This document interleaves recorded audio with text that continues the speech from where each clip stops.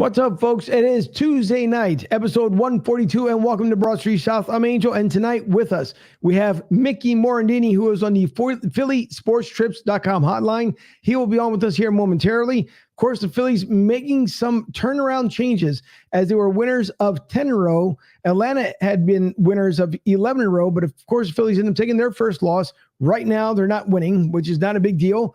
They still got a lot of game left. It's just getting underway.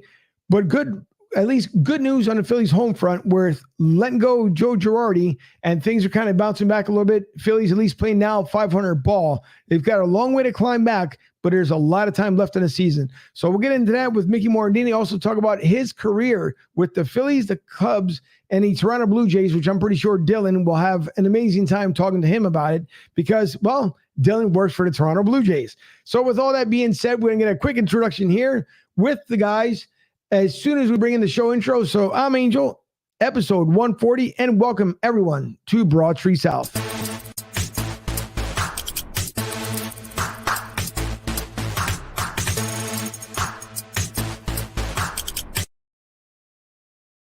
And when he's not serenading Howie anytime off the field at the link, and I've seen him giving me the number one fingers, it is the Godfather, Mike Fuji.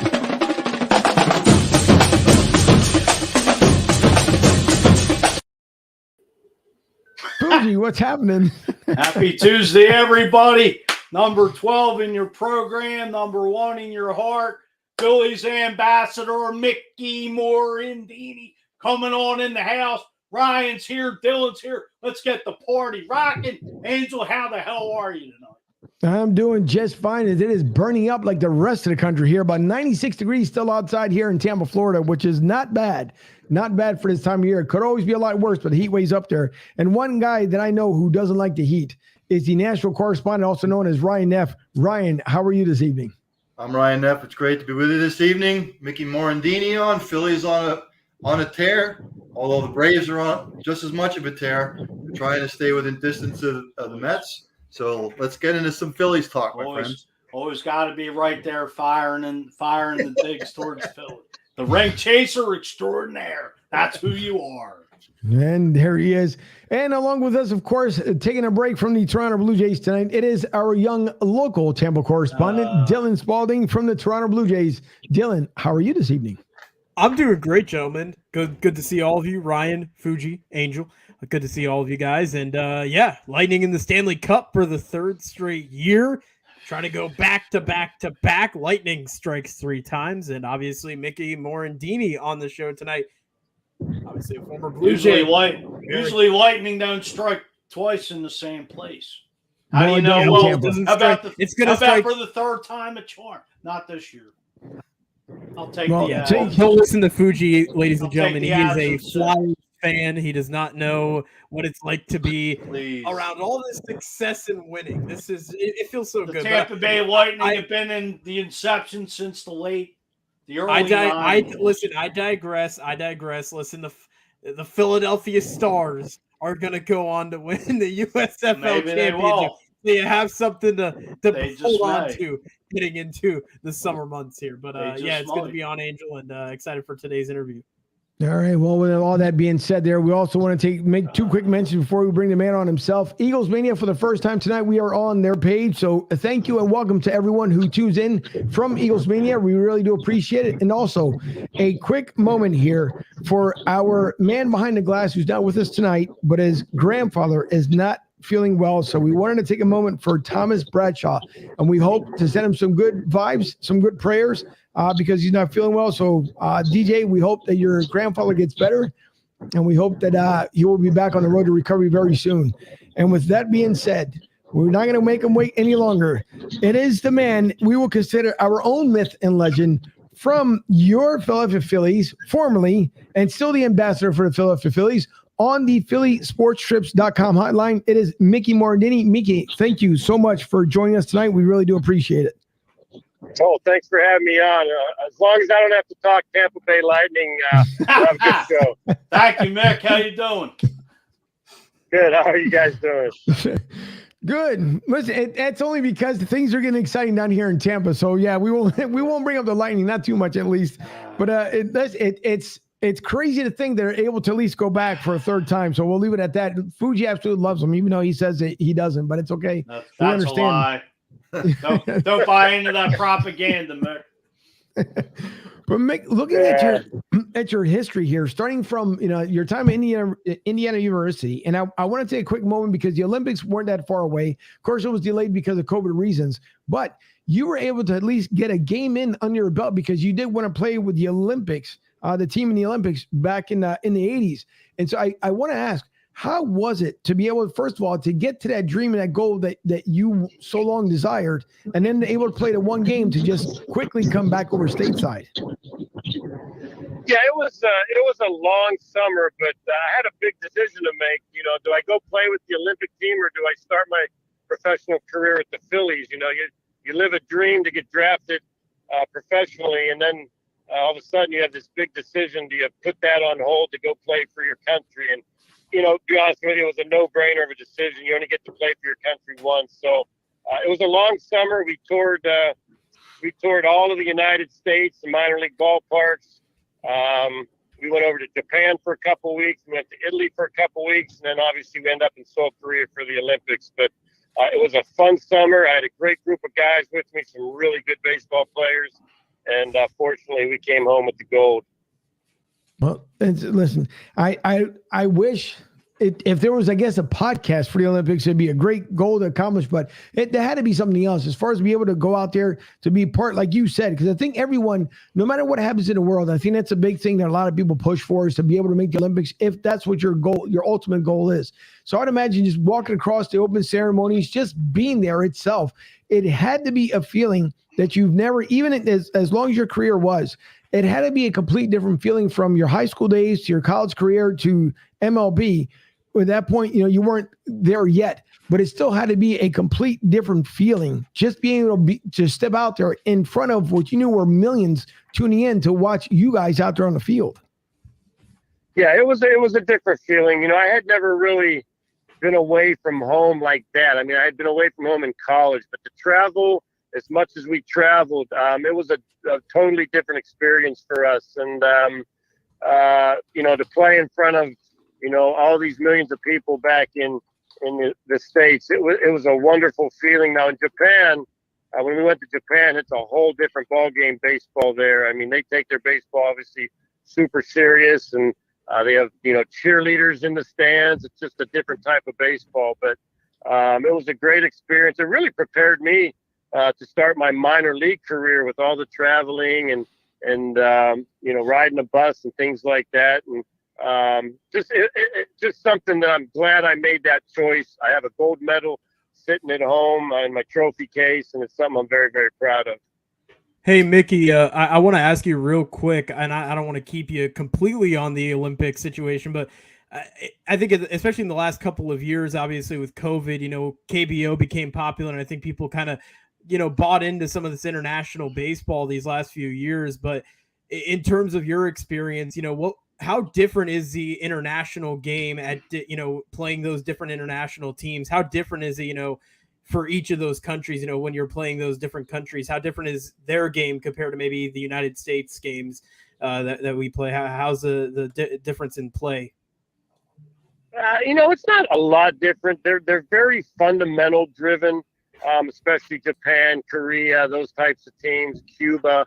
Even though we didn't play Cuban Olympics, they boycotted that year. We did have some games against them, but just very fundamentally driven. They throw strikes, they make plays, they put the ball in play. Unlike some of the professional teams today that all they care about is how hard do you throw and how far can I hit a baseball. Back when I played, now this was in 1988. Obviously a different game back then than it is now, but those teams like Korea and Japan and Mexico, those types of teams, they all were very fundamental in their baseball. You really had to beat them. You had to play good baseball, and you had to play good baseball, play fundamental baseball to beat them. Fuji? Hey, Mick, thanks for coming on. I know you struck me out wiffle ball back there at the Delco tournament a couple months ago. Yeah, that wasn't very hard to do, but yeah.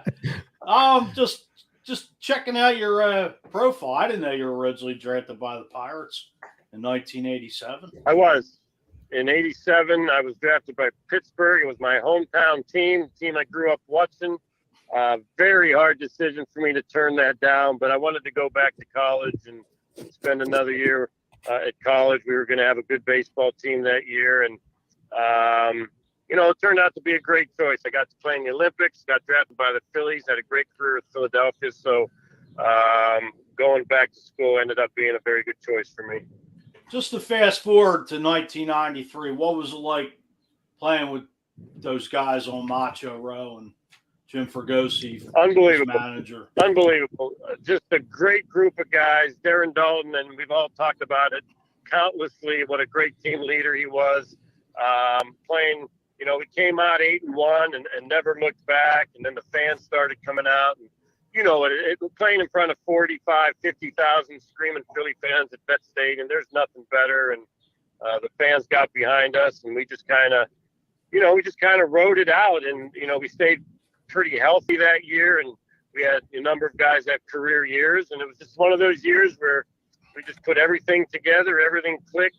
We had great starting pitching. The bullpen was awesome. And obviously, our offense, I think we led the league in runs scored. So, it was a lot of fun. Just came up about 30 outs too short. That's all. Mickey, again, thanks for being on. You had a stellar career, and then you got into coaching. What's more brutal on the psyche, being a player or being a coach? Well, I think more brutal on the psyche is being a player, because there's so many ups and downs in your career, so many slumps, so many great moments. But you have that 10 for 19 stretch, and then you have that 1 for 20 stretch. So you really got to be mentally tough to be a big league baseball player. That's for sure. And to double that, to do it in Philadelphia, a place where they expect, big things from all their athletes. It was very. Let me put it this way: at the end of the season, when the season was over, you were very mentally drained and you needed a break. But as a coach, it's just more frustrating, trying to get players to buy into what you're trying to teach them to do. And, sometimes they buy into it, sometimes they don't. And that's the frustrating part as a coach. And as a player, I know you've had probably memorable moments, but what was your most memorable moment as a player you can think of? I'm sorry, what was that? Yeah, your most memorable moment as a player. There's probably two, I would say. I would say the triple I hit off of Greg Maddux in Game 6 of the NLCS was probably one of my bigger at-bats in my career. And then obviously the unassisted triple play in 92. I was the first second baseman to do it in the regular season. And I was, at the time, the 9th player to ever do it. There's only been 15 of them, so a very unique occurrence in baseball. So that's something I'm very proud of. Mickey, as far as when you were with the Cubs in 1998, you will witness Sammy Sosa and Mark McGwire go head-to-head for breaking Roger Maris's record. What was it just to be a witness of that? Yeah, that was an awesome time to be a baseball player and a baseball fan. Now, if you remember in 94 with the strike, we lost an unbelievable amount of fans, and we needed something that was going to bring the game back. Now, 95, 96, 97, we were still having trouble drawing fans because, they were still bitter from, us striking in 94 and not even having a World Series. So 98 comes, and all of a sudden McGwire and Sammy get into this humongous home run battle, and the fans started to come out and started to enjoy the game again and watch the game again, and it really brought baseball back. But to be a part of that, what those two guys were doing, especially in August and September, was truly amazing. It got to the point where every out-of-town scoreboard had the McGwire-Sosa on the board in the home run battle. And I remember looking up, and they turn over McGwire's number because he had just hit a homer, and then Sammy would come up and hit one, and they were just going back and forth. And it really went down to about the last 8 or 9 days, and then finally McGwire got hot the last couple of weeks, and Sammy kind of cooled off. But that was a fun time to be, especially a Chicago Cub and being on that team. Do you think Major League Baseball is headed in the right direction as far as just coming off the lockout? Well, I'm an old school guy, so there's some things in the game right now I don't think are benefiting the game. I don't like the replay guy, but I understand you got to get the play call right. But I'm not a big replay guy. I like the human error in the game. I know a lot of people don't, and I understand that. I don't like the I do like the DH. I think the DH, especially here in Philadelphia this year, has been huge for us with Bryce's elbow being, we've kept him in the lineup with the DH. But, they're so worried about the time of the games. And, baseball is meant, you have to get 27 outs. And if it takes you 4 hours to do it or it takes you 2 hours to do it, so be it. But, part of the reason I think the games are so long nowadays is the command of the pitchers. I mean, every batter has a 3-2 count on them.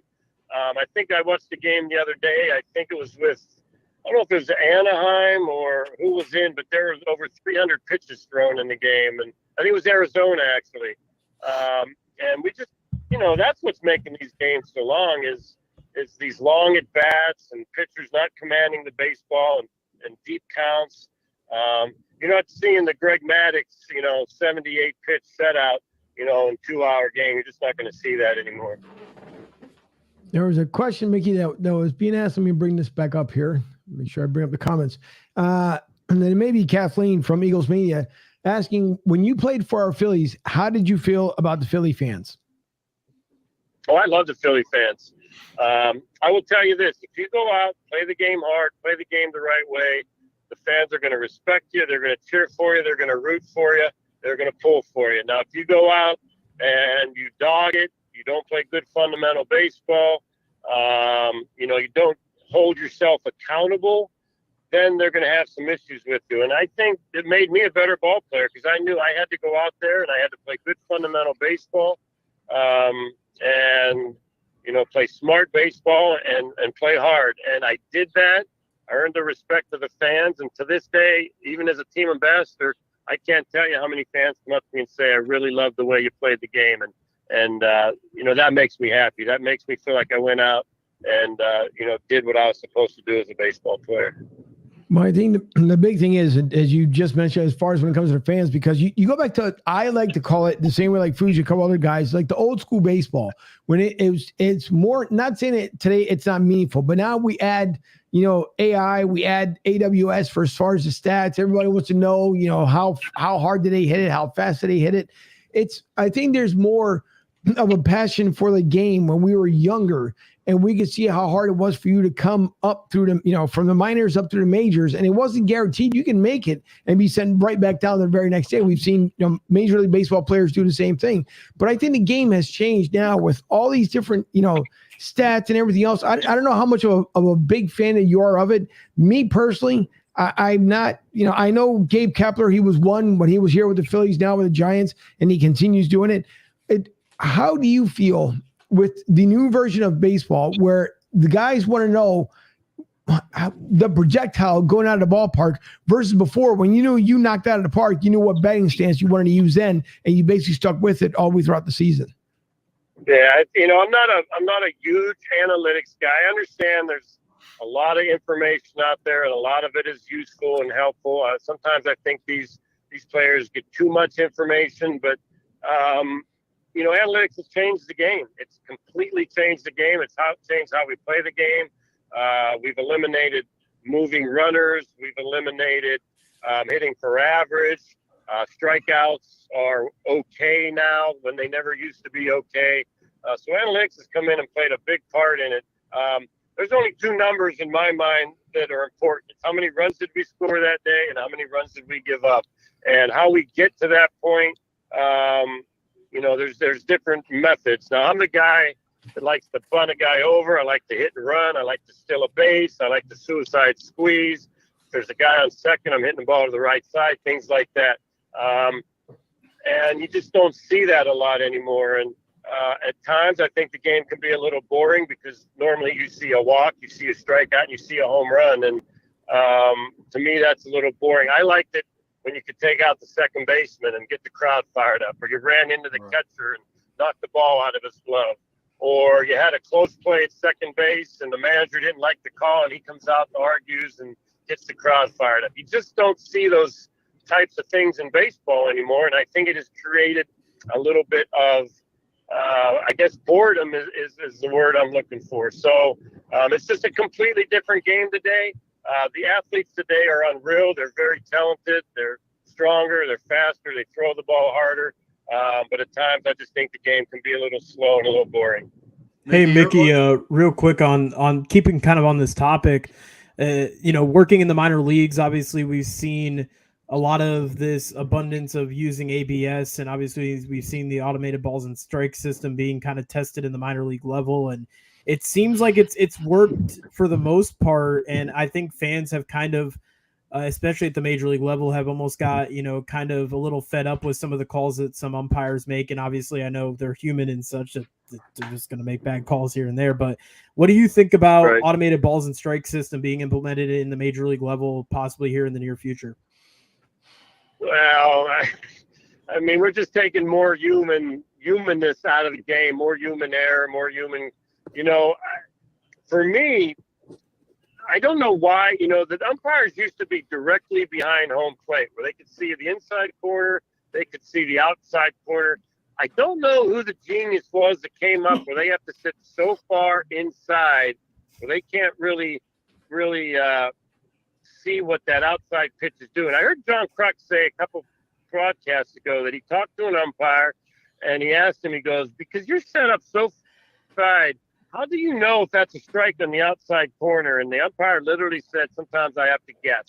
And if they would just go back to being directly behind home plate, where they can see the entire plate, they know if it's on the corner, not on the corner, I think we'd get more consistent umpiring behind the plate.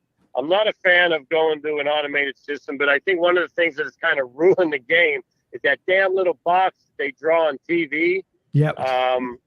That kind of, if it's inches outside that box and they call it a strike, automatically everybody thinks that's a bad call. And I think it has kind of ruined our perception of the strike zone. But I personally want to keep the umpire. So when we played, we had to know the umpire's strike zone. Every umpire has a little bit different strike zone, and we had to know that. When we played, Terry Taylor was tight. Frank Pulley was big. Eric Gregg had a big zone. A couple other guys, had tight. We knew that going into the game what the strike zone was going to be. We knew what pitches, we had to swing at or what we didn't have to swing at. And I think the players today need to, and maybe they do, I don't know, but they need to know those umpire strike zones a little bit better than what they do. Mickey, you're more like me. I'm old school, and as far as I'm concerned, as far as baseball having problems, for me, analytics is sort of like destroyed stuff for me. Now you have your starting pitcher goes 4 or 5 innings, then you bring in this guy for a setup, then this guy for a setup, then you have your closer. You have the shift for the last couple of years. Do you ever think there's going to be a day where, the powers that be look at baseball and say, you know what, enough of all this analytics crap. Let's get back to the old way. I think it might shift a little bit back in that direction. I don't think it's ever going to go away. I know that probably for a fact. But I do think the strikeouts are starting to become a little more important where we're trying to see, players put the ball in play a little bit more. I just wish they'd get away from the velocity thing for pitchers and try and teach a little bit more command with some of these guys as opposed to just fire it and see how hard you can throw it. But yeah, analytics has definitely impacted the game in a huge way. It's impacting all sports. It's impacting life in general. But like I said, there's some good things that come out of it. There's a lot of good, statistics and things like that from the opposing players and things that are good. I just think it's overbearing for a lot of these players at times. There's a couple. Could you imagine playing in today's game, Mickey, with all that? Your head would probably want to explode with all the information they give you. Yeah, I would, if I was a player today, I would pick out certain things I wanted to know, and I wouldn't even pay attention to any of it. Because if you're sitting so much information in front of me, you're right. My head would be spinning, and I'd go up there a mess trying to hit a baseball. So I would probably pick out a couple things that are important to me. When I played, we looked at film. We knew what pitchers threw when they threw it. I want to know what a pitcher throws, what his ball does, and maybe what his out pitch is. And then, hey, I'm going to go up there and battle my butt off. And that's what we did when we played. This guy's got a hard sinker. He's got a change up, and then with 2 strikes, he likes to come inside or whatever it may be. That's kind of what we went with. And, I just think a lot of these guys, when they see this guy throws, 70% first pitch curveballs, they go up there looking for a first pitch curveball. And the next thing you know, he's throwing a fastball right down the middle and you're in the hole. So, there's certain amount of information that is beneficial. You just got to pick out what works best for you. There was a couple comments that came in as the guys were talking about here, and I want to bring them. Let me flash back here because there was one that came in that, as we were talking about, as far as when it was asked about the Phillies, but a comment came in, and I'm not too sure. Oh, may have lost. Nope, I did lose a call. All right, well, he will jump back on the line here momentarily with us. So as soon as Mickey calls back in, we'll get him back on the line. We know that he was low percentage-wise on his battery, so we'll get to everybody here. And by the way, you guys, when you're out there, Marshall, first of all, partner, what's going on? I haven't spoken to you in a bit, but I got to make sure I catch up with you. Marshall, my best, one of all-time best friends out there in Philly. When I worked over at SEPTA with him, doing paratransit and having fun with him. So thank you, Marshall, for tuning in. I do appreciate it, and I need to talk to you soon. But there's a couple comments, and again, we'll get Mickey back on the line here. A couple comments came in. One is they said they call us brutal fans. No, we're passionate fans.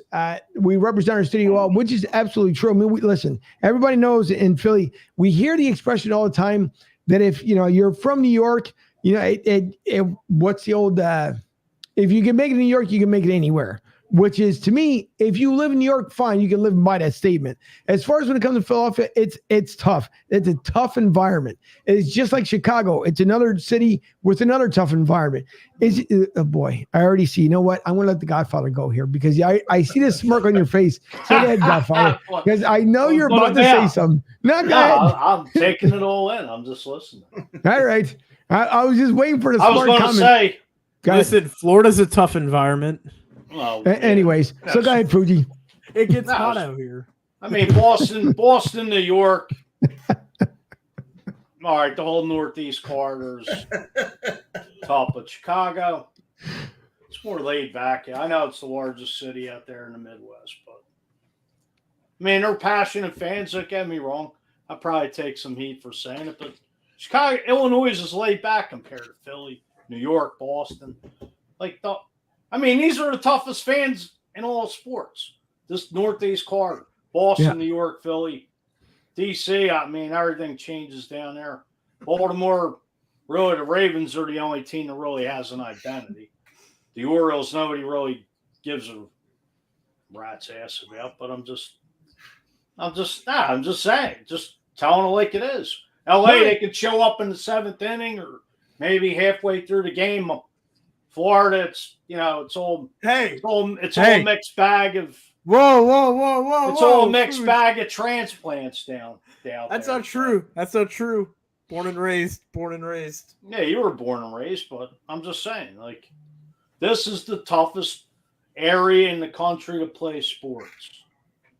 You could go down south, out west, down wherever in this country, but the Northeast corridor is the toughest place to play any type of major sports.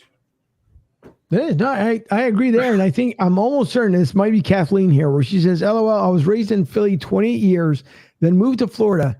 It was coming from ghetto to leave it to Beaverland, which is, Florida. First of all, you got a bunch of transplants that are down here in Florida. Then for the ones who live here in Florida, have no idea what it's like anything past Florida if they didn't have left here. Hold on, we might have Mickey back here on the line here, so give us a second as we're switching back. Number 12, Mickey Morandini. Mickey, are you there?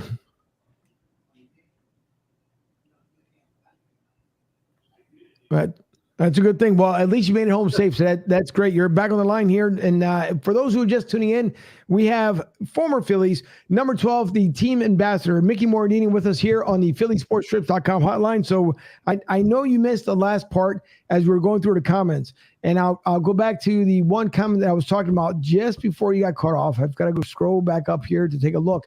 But the one user said that they call us brutal fans, and it's not as much that we're brutal fans, but that we are passionate fans, and we stand behind the players and represent the city. So from your take, and as I know you talked about playing here in Philadelphia, but Philly, it's always been known as a diehard town. And we know it because, we will bring the best out of you. We'll also bring the worst out of you. I think one of the former Sixers, Charles Barkley, he said it best. When he left out of Philly, it made him a much better player. And he finally understood it after he was gone from here, from this environment. So how do you feel as far as when you played within the city and still being an ambassador for it? What do you think as far as the Philly fan base compared to other cities? Oh, you hit it on the nose. They're passionate. I would much rather have a fan base like they have here in Philadelphia than to go somewhere where they just come out to the ballpark to have a good time and don't care about the team. The Philly has always been known as passionate. They care about their teams. They want to win. They want to have a winner.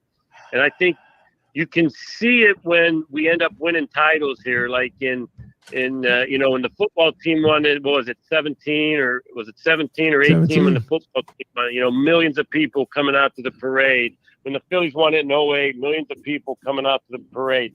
That shows how much people care right there. And, I love playing here in Philadelphia. I love going out there knowing I have to be at my best, and I know these 40,000 Philly fans are going to be behind me. There's no better feeling. Mickey, let me piggyback off that. You played for the Cubs, you played for the Blue Jays, you played for the Phillies. Can you speak to the culture of a sports town and how that affects the players? How it affects the players being in a sports town like this? Well, I mean, just the culture of each city. Like, you play for Philly, you play for Chicago, you play for Toronto. Are they somewhat similar cultures, or do you notice different cultures when you go to that particular sports city? Oh, there's no question. The culture here is completely different than the culture was in Chicago and Toronto. More, I don't want to say more passion because Cubs fans are pretty passionate, but I think Philly fans here obviously will let you know when things aren't being done the right way, whereas in Chicago and Toronto, I don't think that happens. But the culture here, you've heard it 1,000 times is if you're playing bad, they're going to let you know, and if you're playing good, they're going to let you know. And I just said that they want to win as bad, almost sometimes I think more than the players want to win at certain times. So it made me a better ball player. I know that playing in Philadelphia for 9 years made me a better ball player. It made me stay focused, made me want to play good baseball, good hard baseball, and do the things the right way. And, I felt like I did that for 9 years, and I think I'm kind of reaping the benefits of how I played in my ambassadorship now because, as I said, I have a lot of fans every day come up to me and say, I loved your team. I loved the way you played the game. You played the game the right way. That's all I think I ever wanted was to go out, play the game the right way, play the game hard, and let my athletic ability take over. And we'll see where the chips fall. And I think the fans really kind of appreciated that. Mickey, when you logged up, when your phone went dead, we got in a discussion here about, the most passionate fans. The Northeast corridor between Philly, Boston, and New York has to be the toughest place to play in the United States. Not to take nothing away from these other sports towns, but you better bring your lunch pail ready in this part of the country. Am I right or wrong?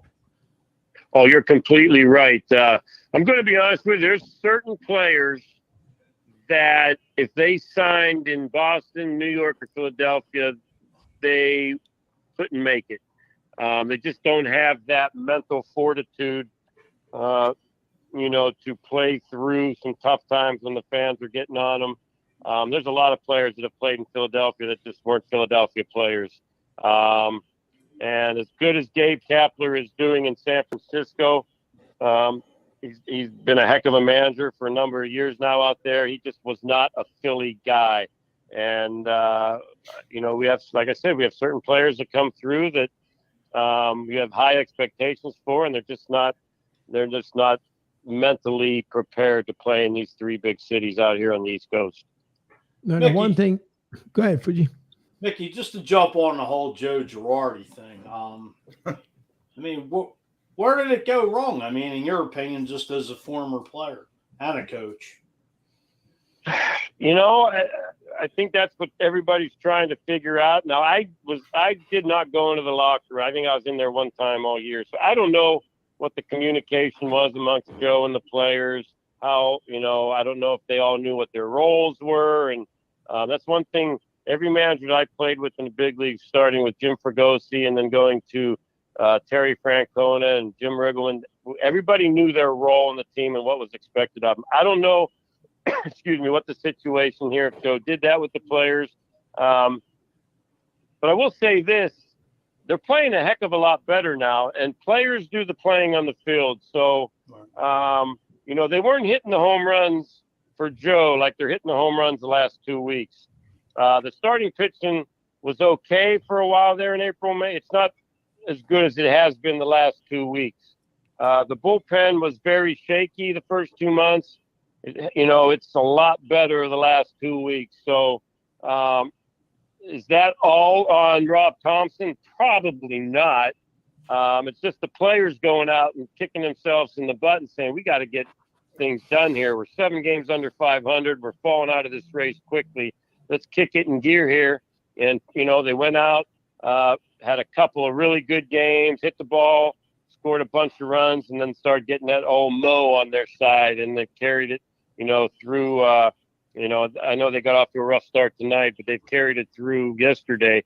So is that all on Rob Thomson? Probably not. I think it's just, the players play the game, and right now they're playing as good a baseball as you can play. Before I get back to 2 comments here from Sean, the one thing, and it brings up a point, something that I discussed with my producer over in Studio B, but as we talked about it before, how much blame, Mickey, can a coach take, a manager take, when it's also talking about your production, the guys out in the field? I know it's easy. Like, obviously, Joe Madden went to a 13-game losing streak with the Angels. He was let go as of recent. There's talking about La Russa being tossed out from the Chicago White Sox because apparently, I guess the GM who got rid of him like 40 years ago still has some crazy vendetta. Now he wants to get rid of him again. But if your players aren't also producing, does it always have to be where your coach / manager always has to take the fall, or is it just easier to say, well, the manager's not doing what he's supposed to be doing, and that's why our players are in a situation where they are right now? Well, you can't fire the players. Right. And at the time the Phillies fired Joe, there was no question they needed some sort of change, either being a trade where you bring someone in to get, the team fired up or something. But something had to be done. There was just they weren't playing with a lot of passion and things were heading south. So there had to be a change. And in sports, it's always going to be the head coach, the manager, that type of guy that takes the fall for it. So, it's unfortunate. Probably isn't all on Joe, but he's the one that is going to take the fall when a team's not playing good. The blame has to go somewhere. And unfortunately, a lot of times it doesn't go to the players. It goes to a coach or a head coach. No. Mickey, sorry, go ahead, Fuji. Mickey, last couple of years, I would say 3 to 4 years, if I could think back, it just seems like these 3-4 years, the Achilles heel has been this bullpen. I mean, it's a revolving door, bringing in, getting rid of who was there, bringing in new, Familia, Brad Hand, and so on. I mean, right. What's your whole take? Just you're a whole Well, philosophy. there's no question the last 3 years it's been on the bullpen. I mean, I think last year, 2 years ago, we blew 34 saves, and I know we were up there last year. I honestly believe if we had a bullpen that could close out games the last 2 years, we'd have made the playoffs the last 2 years. So definitely a big part of the last 2 years falls in the bullpen. And,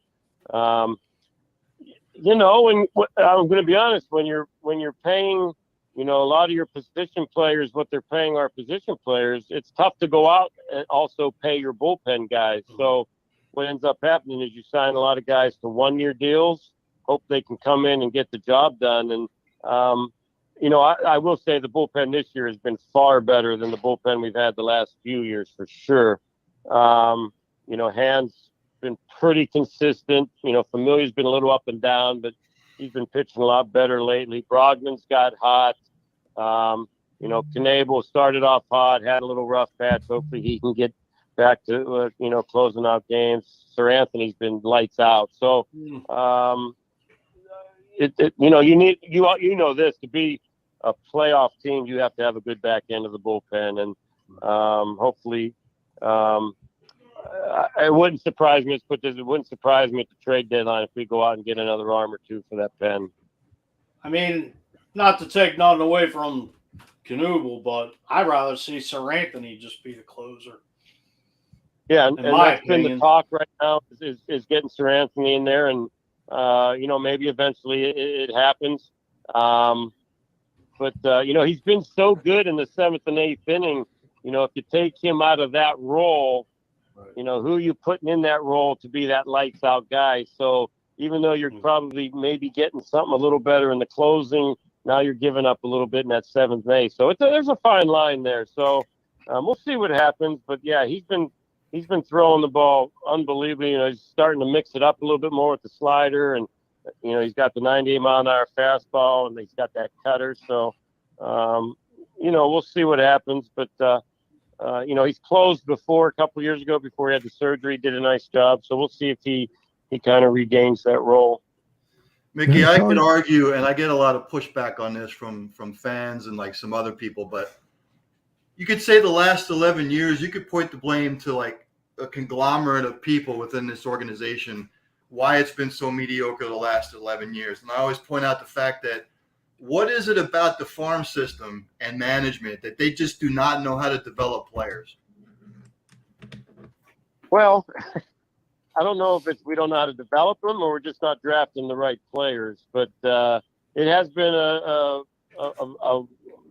fault of this team the last few years, obviously, and I think everybody knows that the minor league system has not been strong. But I do believe the last 2 years we've made some really good picks. You know, Bohm is in the big leagues, and Moniak's up now, and we have these 2 young pitchers, and Abel and Painter, that are dealing down there. And I've talked to some of our people that feel they're probably maybe a year and a half, 2 years away, so they're coming up that ladder really fast. So, you know, if you can get young pitching in your rotation, that is huge, because then you can go out and spend that starter pitcher money somewhere else, you know, in the areas that you need. So, you know, I don't know, you know, we seem to, you know, the past 9 or 10 years, take that high school kid that, you know, we think has potential, but ends up not, you know, panning out.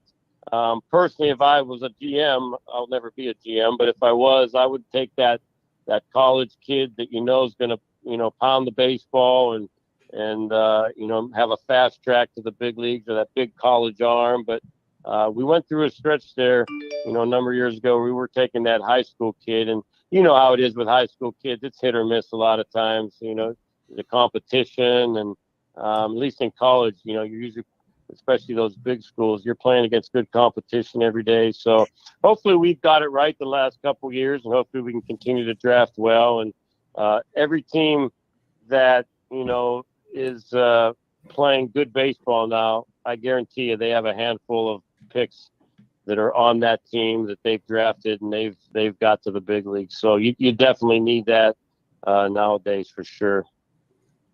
Now, there was a question asked by Sean Kilrain, good friend of the show here. And he says, what's up, guys? Infielder Yair Munoz.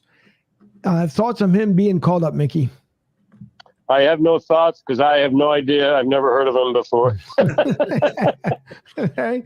So I don't know. I've never seen him play. I can't answer that one. So I hope they must have some good feeling about him, or they wouldn't have called him up. So for me, I'm hoping he catches the baseball. He can turn the double play well. I'm assuming Camargo and Moni or Maton and those guys will be back sooner than later. So if he can just kind of hold the fort down, he'll play against. I'm assuming he's right-handed, so he'll play against a few lefties. But Stott will be there most of the time. So he's pretty much just up here as an insurance policy. They're a little short on their infielders right now, and I don't know how the game is. I know when I left the game, it was 4-0. I don't know how it's going now, but we'll see. Maybe he can come up here. Some of these young kids have done a great job. Stott's done a great job, and Maton, he played a few games there and had an impact, and so hopefully these young kids can keep having an impact on this team. Well, Sean also, he had a follow-up question. He says, Mickey, what was it like playing with Nails and Dutch during your time in Philly? Oh, it was awesome. Dutch was, as I said earlier in the podcast, Dutch was the best teammate, best team leader I ever played with. Just a super guy. And then Lenny was, his 93 year was unbelievable. MVP, should have won the MVP that year. I just wish he could have stayed a little more healthy during his career here in Philadelphia, but he was focused. I'll tell you what, there wasn't a more focused player between those white lines than Lenny Dykstra. He wanted to go out there and prove to the world that he was the best player in baseball, and when he was healthy, he definitely did that. Hey, Mickey, a quick question real quick. I know towards the end of your career, you got a chance to play with the Blue Jays, and obviously working with the Blue Jays and being a big Blue Jays fan, part of the reason I got into baseball was because of Roy Halladay, and you actually got a chance to play with Roy. Obviously, he was kind of struggling at the time when he was with the Blue Jays and when you got to play with him, but what was it like to see his career kind of blossom over the years after your career was over with? What was it like to see a guy like Roy Halladay, who was just an animal on the mound, especially when he was with the Phillies? What was it like to see his career kind of blow up, especially with the Philadelphia Phillies? I mean, he was just a dominant force on the mound. Yeah, he was, he was a quiet guy, worked really hard.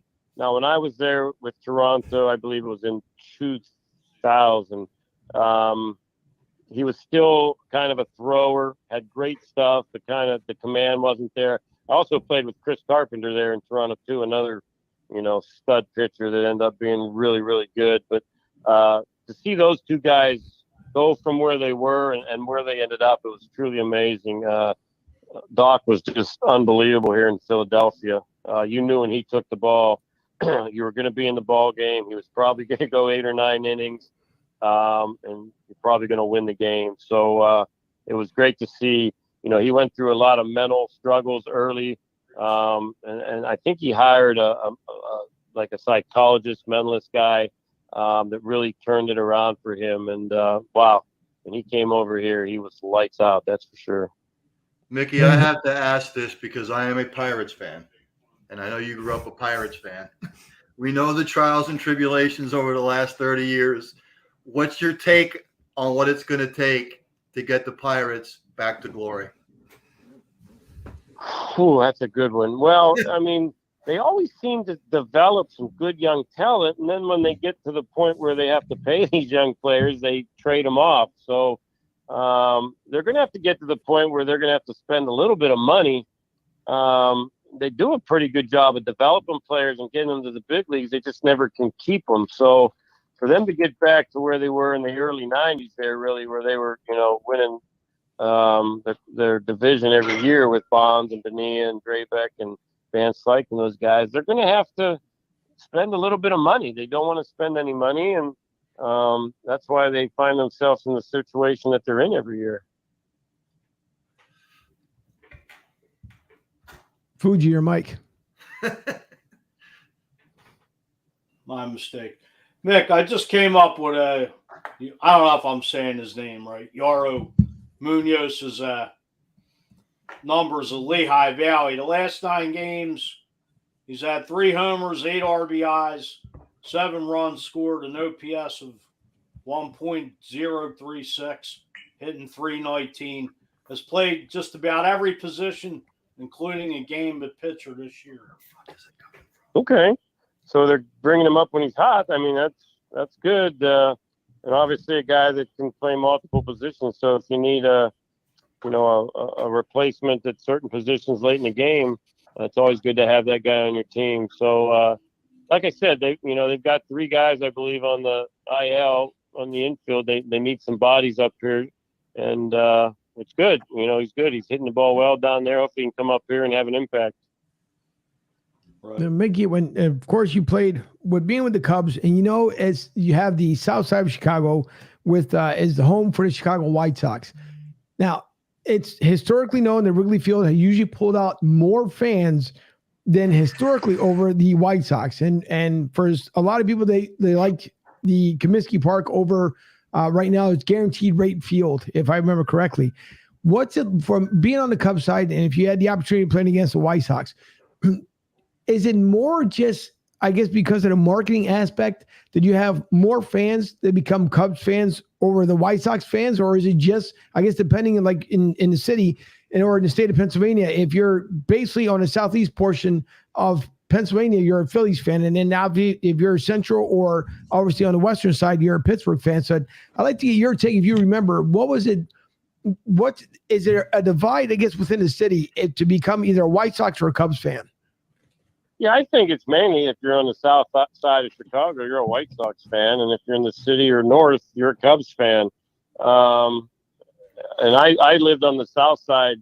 I lived in Northwest Indiana for a long period of time, and those are all White Sox, pretty much all White Sox fans in that area. And then, when you go into the city and north of the city, they're all Cubs fans. So I think there's that same divide there too. And obviously, you're going to get some south side Cubs fans and Northside White Sox fans, depending on where you grew up and things like that. But I think that's the big divide for sure.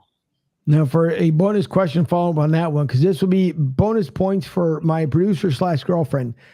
Do you think you prefer, even though I know you play for the Cubs, so I'm going to take you away from your playing days, do you prefer the White Sox better over the Cubs or vice versa? Oh, God, no, I'm a Cub guy. Wrigley Field's my all-time favorite ballpark to play in. Absolutely. If I had the choice to go to the White Sox or the Cubs, I'm going to the Cubs 100 out of 100 times. Yeah, well, I'll make sure, even though she is listening over there in Studio B, I'll let her know because she is a White Sox fan, but diehard. Her sons, diehard fans. Most of the family are Cubs fans, but I get it. I understand it when it comes from the Chicago side. So yeah, you're absolutely right. I think if you are on the South side, you tend to gravitate more towards the White Sox. But they've been coming up. They've got a good farm system built. So I think the White Sox, give them I would say about another year or two. And I think for me personally, I think they're going at least deep within the playoff run. And of course, Fuji is already giving me a side-eye look because I know I bring up other teams, and I know if it's not Philly teams, then he goes absolutely berserk on me. But we understand he is a Howie Roseman fan, so I get it. We all understand it. Oh, and by the way, Mickey, if you need someone to sing, whether it being Godfather-like music or the opera, reach out to Fuji because there's a picture of it. I'll have to send it to you. There's a picture of him that he did a great what's what I'm looking for here. He did a great rendition of The Godfather a couple years ago, and he's got a picture of a good friend of his ended up taking it. So we had posted up last week on the show. So if you ever need someone to sing, reach out to The Godfather. He's the one that does it for you. I'll keep that in mind.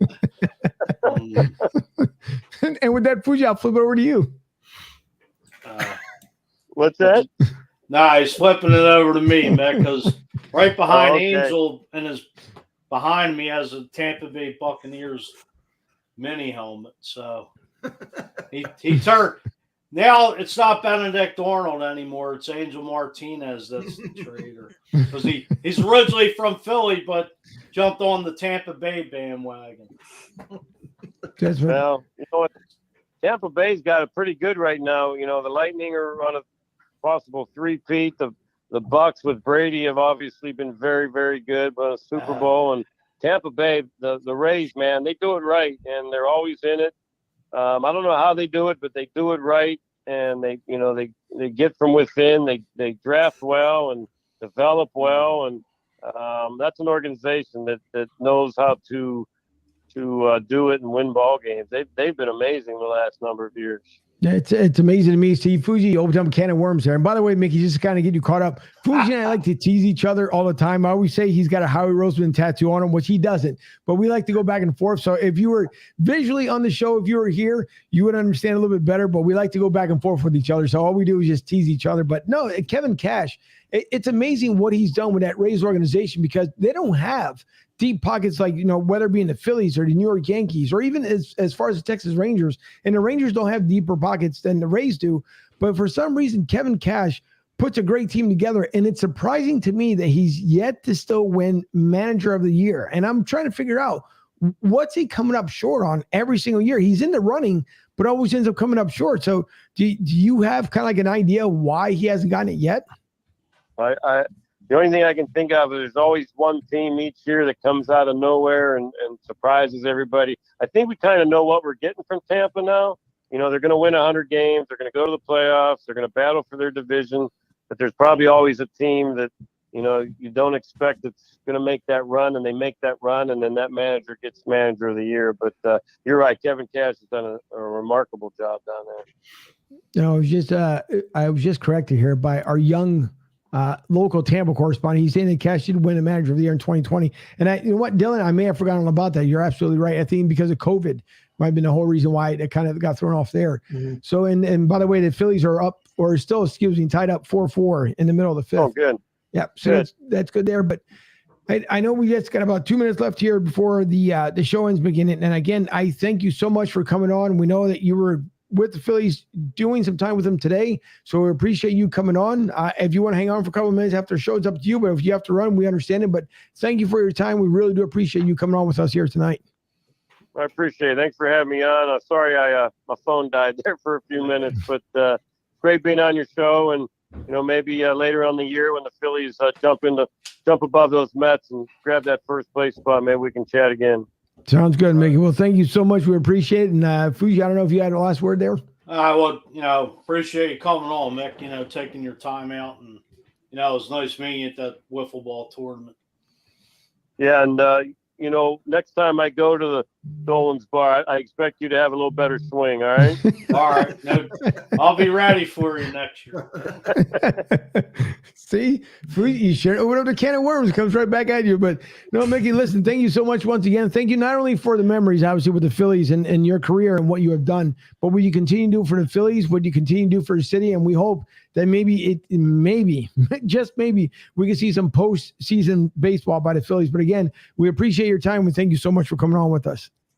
Well, thanks for having me, guys, and best of luck to you and the rest of your shows. Thank you. We appreciate it. All right, so Mickey Morandini joined us there on the PhillySportsTrips.com hotline. We do appreciate it. And again, it's always fun. It's, listen, whether it's a former Major League Baseball player, NFL, NBA, you name it, it's always good to be able to catch up and have a great time. And the best part is, I think, and I could be wrong, fellas, but it's just a natural conversation of having with everyone that we've had on. And I think to me, that's more feel good, because we may get to hear things that we normally don't do if, on other shows, on other networks and everything else. I think on this side of the house, we get to be a little more personal, and we end up having more of engagement. So, I think it was a great time here with Mickey tonight. And so I like to go around the table and see what you guys think as well. Anyone? Don't speak. No, go ahead. I'll go last. Ryan, I'll let you go first. No, I mean, it's always a pleasure when it's more personable, and you get to hear different sides of things. People forget athletes live, breathe the same we do every day. They run into the same kind of problems every day. The trials and tribulations of life, and it's easy to get a different perspective, separate from the athlete, the person, if you know what I'm saying. Yeah. Yeah, I agree with that as well. I think to be able to, kind of pull the curtain away and get that kind of inside look at what an athlete's, career was like and their trials and tribulations. I think that's the great thing about having a sports show and covering sports, and I think you get a chance to do that, obviously, especially in baseball. I think there's so many great stories in baseball. Baseball's always been, I feel like, the sport that has always had like some crazy thing happen to at least one player, and I think there's always been a great story each year in baseball. So it's it's awesome to have these guests on. I think it was great. Oh, my take, meeting Mickey Morandini and Kevin Stocker, we're both, great, very nice to have come on. But I was, playing wiffle ball, I was on Stocker's team, and, just talking to him one-on-one, it was like just talking to one of you guys or just us, anybody talking around the water cooler. Like Mickey Morandini, just very down to earth. And, I asked these guys to come on, and they're like, yeah, sure. Just, like regular everyday people like we are. And, it's not always, about getting the autograph or, but it's just when players can take the time out, to just stand there and talk, whether it's 2 minutes, 5 minutes, an hour, it's a privilege because, we don't get to interact with these guys one-on-one. And, Angel, we've been doing this show for 2 years, and, we've been very fortunate and blessed to get, the likes of Seth Joyner or Mickey Morandini, Barrett Brooks. I mean, the list goes not only just, the athletes, but, the Derek Guns, the Mark Farzettas, the Rob Mottis of the world that, it's only like a lifetime. Like, who the heck would have thought 30 years ago, you'd be talking with Mickey Morandini or a Seth Joyner. Right. It was like unheard of, but now it's, we didn't get any of these guys to come on and take their, free time and come on. Like, some guys may want to get paid for it, but these guys are nice enough to go on podcast shows and whatever have you. And just, we've had Seth Joyner on 2-3 times and talk football, and, he stayed on. And, I take my hat off to guys like that, not just, it's a hectic lifestyle they live. You're out with your family, people want autographs, they want a picture. Like, it's just, these guys really don't have that, quiet time that, that sometimes they need. And, like us, they're human beings. And I don't know, it's just a privilege to be doing this. I'm thankful for it. And it's a blessing. Diehard sports fan all my life, but like I said, who the heck would have thought this would have came to fruition? I mean, hey, if we never get paid for it, so be it. But hey, a lot of, you got to be, it's just a privilege and a blessing. And I love every minute of it. Met a lot of big names in the Philly area over the last 2 years, and never thought it would have occurred. But, thanks to, the viewers and, 31 states and 13 countries that tune into our downloads and everybody that comes back in every week. It's amazing, and we appreciate it and we love it. It's a passion. I mean, this has been my lifelong dream. Not that I'm going to keep rambling on about it, but it's a blessing. Nope, that it is. I 100% agree with you, because out of the blue, not only did we get Naples out of Italy there to tune into us, now there's 3 other neighboring countries there, or cities, however you want to call it, there over in Italy, that's now blown up there as well. So, it's funny when you start out, just like you said, Fuji, with the dream here, you never know where it goes. And we continue to grow overseas, and God bless, because at least people are listening, they're entertained by it.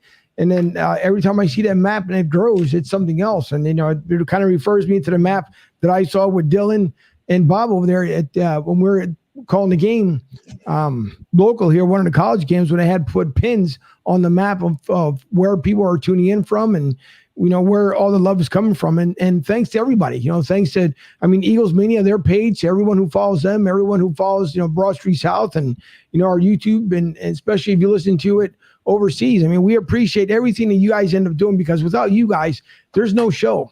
And as I always say, and it never gets old, when it stops being fun, that's when the show's over. And so we continue to grow, and we have fun. Some people have thanked us along the way, and some other people I had forgotten. But it's right, because we never forget anyone, and we never forget those that we've helped along the way and who've helped us along the way as well. So we do appreciate it. But with that being said, I also want to make sure that I thank the ones who do pay for the lights and everything else around here, because without them, the show is impossible as well. But we like to start off with thank you to Mike Goodwin and his group down there at Tampa Joe's and 9316 Anderson Road in beautiful downtown Tampa, Florida, where, yes, your Eastern Conference champions back to back to back are getting ready to celebrate here, going to game 1 with the Avs come tomorrow night. So game 1 tomorrow night, game 2 on Saturday night. And yes, we will be down there at the Amalie Arena on Saturday night. So that should be a lot of fun down there. But if you guys are coming into the area and you're coming out of Philly and you want to catch an Eagles game during the NFL season, visit Tampa Joe's or visit them at their website at tampajoes.com for serious food, a great place, and tons of fun. Also, fill up the bus. Yes, with phillysportstrips.com. Travel with the pros. Check out their upcoming travel packages. The one for Houston is just about, I believe, Fuji, completely sold out. Yes? That I'm not sure, but I'll check on. But I believe, it's filling up. Washington's filling up week 3, going down to see Wentz with the commies. And, there's other trips, too. They got the Indianapolis Colts the week leading into Thanksgiving. Also, Vince has a hook up there to the Notre Dame Boston College game. So go check that out as well. I mean, they're the best in the business. Vince Rizzuto and the crew over there at Philly Sports Trips will take care of you. Get online now and book your Eagles trip coming up, because those trips are booking up very fast. Scotland just sold out, and that's in July sometime. Yep, it is. So what we're trying to do is fill up as many people as we can on the Broad Street South bus that's going down there to DCU. So we're trying to get about 1,000 folks, if we possibly can, on the Broad Street South bus on phillysportstrip.com. So book your trip for the DCU game. Yes, they're now known as the Commanders. But for DCU, book your trip and tell them you want to go on the Broad Street South bus. Fuji will probably more than likely be on that bus. I'll make sure he's actually driving the bus, because I'm teaching him how to get a CDL now, so you can go ahead and drive the bus. But by the way, show some love again to phillysportstrips.com. Book your travel trip with the pros. Also with lgdirect.net, if you guys have business funding that you need, meaning the terminals for your credit card terminals and also your apparel, please visit lgdirect.net. Larry Gilman would surely you appreciate it. But again, for payment solutions, business funding, credit card terminals, and apparel, please visit lgdirect.net. Also, from In the Trenches, Big Sarge and Big Sarge Sports Media. But if you guys want to listen to a great show, and it's not on the East Coast, it is over in Houston, Texas. They are on from 10 to 12 Central Standard Time. Andy Kalu along with Big Sarge. And the reason why I bring it up, because obviously Andy Kalu, former Eagles great, is on there from 10 to 12 along with Big Sarge. But the reason why I bring up Big Sarge, because of BigSargeSports.com, his latest podcast. Check it out. That just came out yesterday. Cam Newton, right, as a point about the bottom 32. And it's a great podcast listen to. So go out to BigSargeSports.com. If you guys can't spell it out, it's no big deal, because he does do it differently than everybody else. The only difference he ends up making at the end, instead of having an S on sports, just put a Z and or go to BroadStreetSouth.com and click on the link through there. But a great podcast that he had there talking about Cam Newton. So please visit BigSargeSports.com. Our partner out there, along with Philly Sports Trips, LG Direct, and Tampa Joe's. But we'd like to thank Debbie, my producer over in Studio B, for the young Dylan Spalding, who took some time off tonight with his Toronto Blue Jays to be with us. Our national correspondent, Ryan Neff, following right now. And I did see, I keep calling them you know what? I saw that one real kid, the Commodores. So no, Lionel Richie. That's right, Lionel Richie and the Commodores. Forgot Lionel Richie. Yeah, well, listen, everybody kind of forgets about him a little bit, but he's still around. He's with what is that? What's the show? The Voice? No, the other one. American Idol. Richie looks good in this segment. Probably looks better than all of us put together. And by the way, I see one more comment coming in before I sign it off here. And there it is. There's a go. I think that was Kathleen up there. And now we're what? Bolts 2022 champs. Get this fraud off him. I'm sick of you. Fraud. Take your bat, take your book, shine it up real nice, and stick it where the sun doesn't shine. Yeah. Oh boy. You're like that little kid. The kid provoked the kid. Hold on. One more thing, Angel, before you let you go. In the words of Stone Cold Steve Austin, okay, the Lightning are going to win the 2022 championship, and that's the bottom line because Dylan Cole didn't said say so. All right, we're Dylan done there. didn't Cut say it so. off. Show's over. Go Thank Avs. Oh, boy. Yeah, Go well, listen. Avalanche. I will leave it with this. Since Mickey has said we are the toughest fans in the city, and I'm pretty sure Fuji always loves this one. So I will leave it with this. We will see you guys back here Thursday night, 8 o'clock. And we appreciate everyone once again overseas here stateside and those who follow BroadStreetSouth.com. Thank you for your patronage. We will see you on Thursday night, and we'll leave you here with this. Go Birds. We don't care. No one likes us. No one likes us.